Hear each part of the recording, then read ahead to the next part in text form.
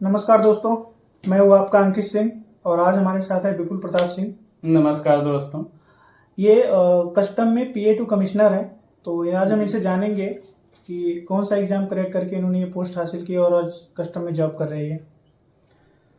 जैसा कि इन्होंने बताया कि मैं as a PA2 commissioner working हूँ। मेरा सिलेक्शन SSC स्टेनोग्राफर 2018 बैच में ग्रेड C जो कि 4200 ग्रेड पे होता है उसमें सेकेंड अटेम्प्ट में हुआ था।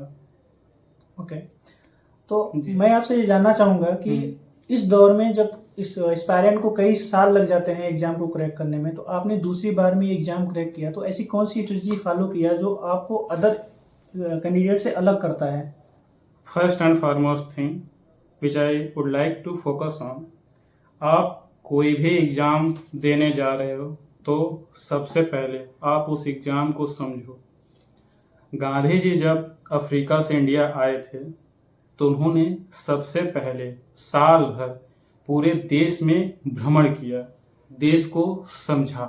उसके बाद उन्होंने ऐसी रणनीति अपनाई कि हमारे प्यारे भारत देश को स्वतंत्रता दिलाई जा सके। कि आपको कोई भी एग्ज़ाम देना है तो उस एग्ज़ाम को पहले समझना होगा, और किसी भी एग्ज़ाम को आप कैसे समझ सकते हैं? आप उसको ऐसे समझेंगे कि प्रीवियस ईयर्स में कैसे क्वेश्चंस आए हैं, आप उन क्वेश्चंस को देखेंगे, फिर आप फोकस करेंगे कि हाँ इस टॉपिक पे मेरा कमांड है, ये टॉपिक हमारे छूट रहे हैं, ये हमारा थोड़ा सा वीक है, तो उस टॉपिक पे फोकस करना है, उसकी स्ट्रेटजी बनानी कि ये हम कैसे तैयार करेंगे।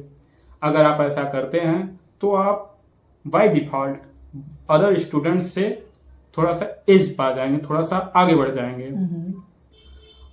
इसी सिलसिले में हमने पहले तो शॉर्ट हैंड की तैयारी की। अब चूंकि SSC स्टेनोग्राफर में शॉर्ट हैंड मस्ट है, एक पेपर है जैसे सीरियल का मेंस है, वैसे समझिए वो एक पूरा सब्जेक्ट है। जहाँ तक मुझे लगता है कि शॉर्ट हैंड ही मेन हर्डल है। शॉर्ट हैंड ही मेन हर्डल है, लेकिन अगर वो आपको आ गया तो वो सबसे आसान पार्ट आपका हो जाता है।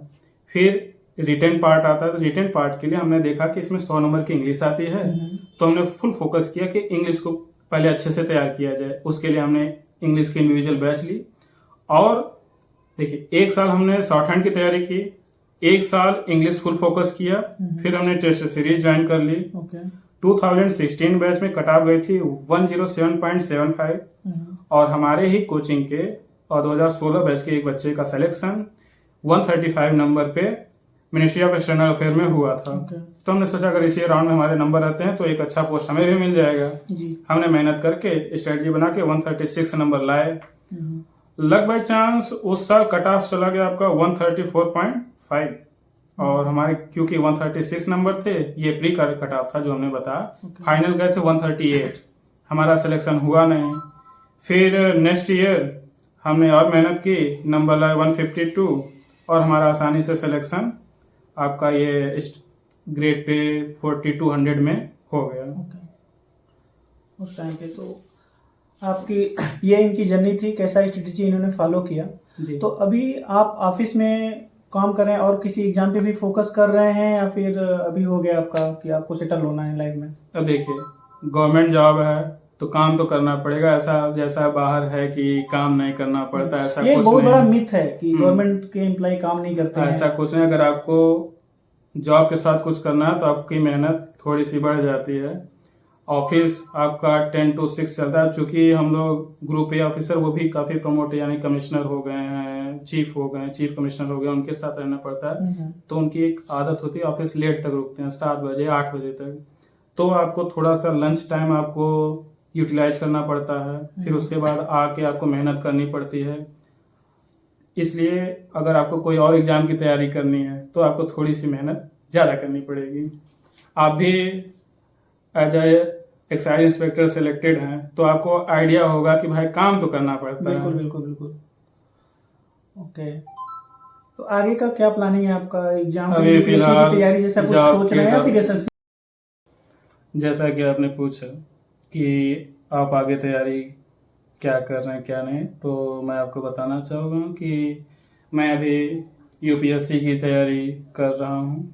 पिछले अटेम्प्ट में 85 समथिंग हमारे जीएस में मार्क्स थे। अभी इस बार जो हुआ है यूपीएससी। ओके, और आप सबकी शुभकामनाएं रही तो आगे आने वाले एग्जाम में सफलता मिलने की उम्मीद है। बाकी जो ईश्वर चाहे, मेहनत अपने हाथ में है, वो किया जा रहा है। चलिए, धन्यवाद आप सभी का। इनकी शॉर्ट जर्नी थी। आप लोगों को भी आपके आने वाले एग्जाम्स के लिए ढेर सारी शुभकामनाएं।